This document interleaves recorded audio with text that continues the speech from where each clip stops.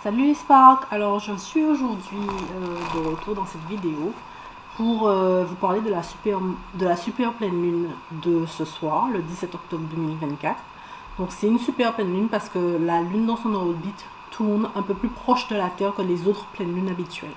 Donc dans une année, il y a 13 cycles lunaires et à peu près 3 ou 4 fois par an, on a des super lunes, que ce soit une super pleine lune ou une super nouvelle lune. Donc ce soir, c'est une super pleine lune. Donc je voulais faire cette vidéo pour partager avec vous ce qu'on peut faire du point de vue spirituel et métaphysique pour utiliser les pouvoirs que cette super pleine lune nous apporte. Alors comme vous le savez, la lune agit sur les eaux, sur les marées et sur nous aussi puisque nous sommes constitués à 80% d'eau. Donc la super pleine lune de ce soir nous permet de lâcher prise sur les émotions du passé, nous permet de lâcher prise sur les traumas de l'enfance et nous permet de lâcher prise sur toutes les entités et les énergies négatives qui peuvent nous affecter. Donc vous pouvez faire un rituel, vous pouvez allumer une bougie, allumer de l'encens. Moi je suis montée sur le toit de mon voisin avec lui. C'est un voisin musulman qui est très spirituel également. On a fait une prière, donc moi j'ai prié en anglais, lui il a prié en arabe. Et on a demandé au créateur, donc Tata Zambi, le nom du créateur dans la culture Congo c'est Tata Zambi. Donc j'ai demandé à Tata Zambi, déjà j'ai remercié Tata Zambi pour ce moment passé avec lui, pour avoir trouvé un voisin qui s'intéresse aux éléments, qui s'intéresse à la spiritualité, bien qu'il soit dans une religion, mais il est proche des éléments, donc ça m'a fait plaisir. J'ai remercié Tata Zambi d'avoir partagé ce moment. Et je lui ai demandé de continuer à m'aider à lâcher prise sur mes peurs et sur mes doutes. Parce que je vis quand même, pas comme tout le monde, je vis quand même dans cette 5e dimension. Où je suis souvent seule, ou avec mon chat ou avec ma fille. Et donc je suis souvent en prière, en méditation. Et les choses se manifestent à vitesse grand V pour moi. Donc des fois ça fait flipper. Donc je me dis mais purée, pourquoi moi?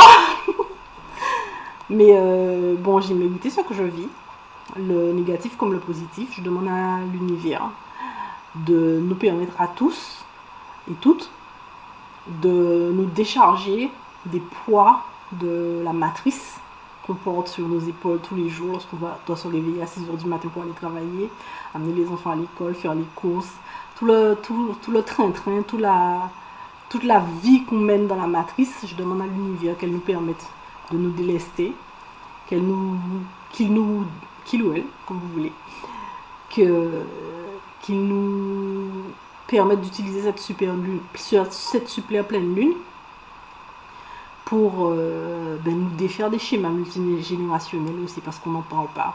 En se soignant soi-même, on soigne nos enfants. Ça, c'est un petit peu évident. Mais il faut savoir qu'en se soignant nous-mêmes, on soigne aussi nos ascendants, nos parents, nos ancêtres, nos défunts. Donc, surtout en tant que femme, je demande à l'univers, par le biais de cette pleine lune, de nous aider à continuer à nous battre, nous aider à continuer à créer cette nouvelle terre, à accoucher d'une génération suivante plus libre, plus spirituelle, plus aventurière, plus amoureuse, au sens large du terme, c'est-à-dire d'avoir des enfants qui puissent avoir l'opportunité d'aimer et qui ne soient pas coincés justement dans cette matrice dans laquelle nos parents nous ont élevés, parce que nos parents ils n'avaient pas le choix. Donc je demande à l'univers de nous permettre à travers cette petite super pleine lune de pardonner, d'aller de l'avant, et c'est vraiment surtout d'ouvrir notre troisième œil et notre chakra couronne, de nous connecter au divin, de nous permettre de télécharger cette lumière divine qui est là pour nous et de nous permettre de vivre dans le vrai monde que j'appelle la nouvelle terre. Et c'est le vrai monde en fait. Parce que quand on a un travail, quand on travaille pour un patron, on enrichit quelqu'un d'autre.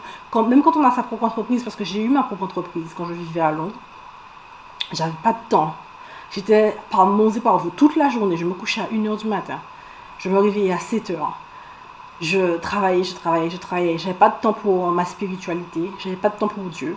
J'avais pas de temps pour me connecter. J'avais pas le temps de me connaître moi-même.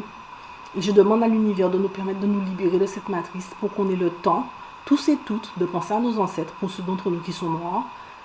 Parce que c'est comme ça que nous, les noirs, on connecte avec le divin. C'est à travers nos ancêtres. Ça, c'est culturel. C'est continental. Les Amérindiens, ils connectent avec les éléments. Donc la lune, le soleil, le vent, les nuages, le feu, l'eau, c'est comme ça. Les Indiens, c'est avec la Kundalini, les chakras. Je sais pour ces trois cultures parce que ce sont mes cultures. Ma mère était afro-native, mon père était afro-hindou. Donc je suis noire, indienne et colombienne. Donc je me penche sur... En apprenant à me connaître moi-même, j'utilise ces cultures pour pouvoir me connecter au divin, pour pouvoir rester ancré dans le sol, pour pouvoir permettre la naissance de cette nouvelle terre. Et il faut savoir qu'en tant que femme, la nouvelle terre sera très féminine. On est en train de vivre en ce moment, vous voyez dans les médias, on est en train de vivre un effondrement de la matrice, un effondrement du système occidental, du Babylon System. Et on est en train de créer un nouveau monde. Donc en tant que femme, en tant que mère, c'est notre devoir de nous ouvrir à cette énergie féminine et à accepter que c'est à travers nous que cette nouvelle terre va se créer. Donc n'hésitez pas à abandonner tous les schémas de patriarcat, tous les schémas de soumission aux hommes, tous les schémas qui nous font nous sentir inférieurs, le fait qu'on soit moins bien payé que les hommes pour le même travail par exemple, le fait qu'on soit regardé différemment lorsqu'on est enceinte, pas aussi productive que celles et ceux qui ne le sont pas, du fait qu'on soit pour certaines battues, méprisées, diminuées, rabaissées, gaslighté, je ne sais pas comment on dit ça en français, mais je pense que pour celles d'entre nous qui l'ont vécu, le gaslighting, c'est quand votre partenaire considère que vos émotions n'ont pas d'importance. Donc en tant que femme, par le biais de cette nouvelle lune, il faut se reconnecter à nos émotions. Il faut pleurer quand on en a besoin. Il faut rire aux éclats quand c'est nécessaire. Il faut accepter le cycle lunaire qui est en nous, qui est notre cycle de menstrue aussi. Il faut accepter que nous sommes ainsi faites. On est faites de haut et de bas. Et il faut parler aux hommes, à nos fils, à nos pères, à nos frères. Il faut demander aux hommes de ne plus nous diminuer par rapport au fait qu'on ne soit pas nécessairement aussi logique et matérialiste qu'eux. Parce que la femme, quand elle est libre de la matrice, quand elle s'est libérée de la matrice, la femme est connectée à la lune. La femme est connectée à l'eau. Donc la super lune nous permet de reprendre notre pouvoir. De reprendre notre pouvoir, d'avancer dans la vie sans être considérés, sans nous considérer nous-mêmes comme un fardeau. Elle nous permet de lâcher prise sur nos insécurités physiques et émotionnelles. Et chacune a son histoire, hein, mais moi je sais que je souffrais beaucoup de cette peur de l'abandon. Donc j'arrête pas de faire le travail de l'ombre qui est nécessaire pour pouvoir se guérir et se guérir sur plusieurs générations à venir. Parce que je veux vraiment pas que ma fille vive ce que moi j'ai vécu, puisque j'ai beaucoup souffert dans ma vie et ma mère a beaucoup souffert dans sa vie. Donc pour briser les schémas les traumas multigénérationnels et les répétitions karmiques qu'on peut avoir en n'étant pas forcément consciente de ça, mais répéter les schémas de nos parents, qui eux-mêmes répètent les schémas de leurs parents, pour pouvoir briser le cycle karmique des schémas négatifs multigénérationnels qu'on peut porter en nous. C'est bien de pouvoir s'asseoir, de se connecter à nos ancêtres, de se connecter aux éléments, de se connecter à Dieu, si vous êtes chrétien, de se connecter à Jésus, si vous êtes chrétien. Dans la culture Congo, Jésus, on l'appelle Yesaya. Dans l'islam, on l'appelle Issa. De se connecter sans forcément vouloir vouer un culte à une personne ou à une religion, mais de vraiment ouvrir notre cœur aux éléments et de considérer, de comprendre que d'un point de vue scientifique, la lune nous impacte, puisque la lune impacte tous les corps d'eau en fait, et nous sommes faits d'eau. Donc c'est une opportunité pour nous de reprendre notre pouvoir, de lâcher prise sur les traumas et sur les difficultés, et de prendre conscience, lorsque l'on fait notre travail de l'ombre, de prendre conscience de nos propres schémas. Par exemple, moi, je me suis beaucoup sentie abandonnée dans mes relations, et j'ai pas arrêté de me demander, mais pourquoi Pourquoi mon mari est parti avec une autre femme? Pourquoi ma flamme jumelle ne répond pas au téléphone? Pourquoi j'attire des hommes que j'essaie de réparer au lieu de me rendre compte que c'est moi qui ai besoin d'être guérie? Et puis j'ai compris que ça venait du trauma de l'enfance, de l'absence de mon père. Donc j'ai accepté, je me suis libérée de cette peur de l'abandon Et je vois dans mes relations, maintenant que je suis adulte, que lorsqu'un homme entre dans ma vie et que ça ne fonctionnera pas, je laisse partir. Je demande à l'univers, par le biais de cette nouvelle lune, de cette super pleine lune, pardon, de me donner la force de lâcher prise et de laisser partir les gens qui ne veulent pas ou qui ne peuvent plus faire partie de ma vie. Donc c'est pas forcément les hommes, mais je veux dire les amis, les personnes de la famille, les animaux, puisque j'en mange plus.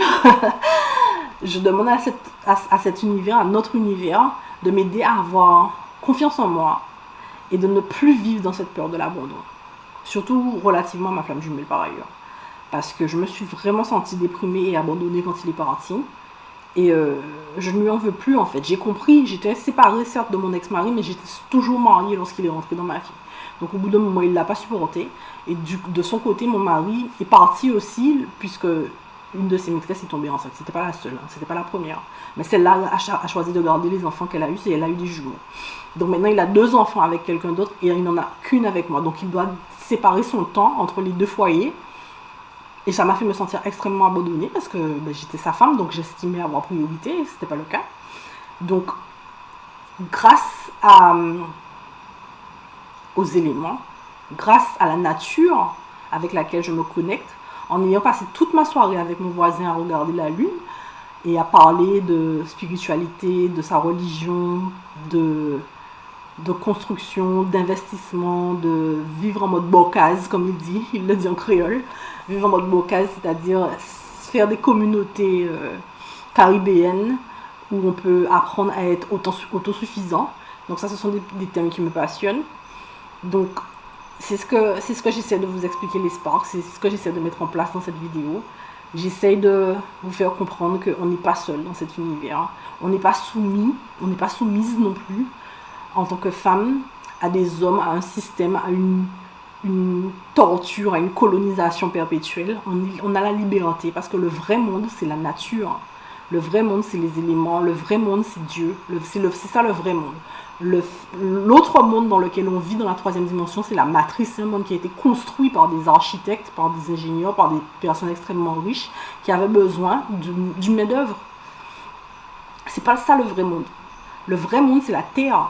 C'est l'univers. Donc il faut la construire, cette terre.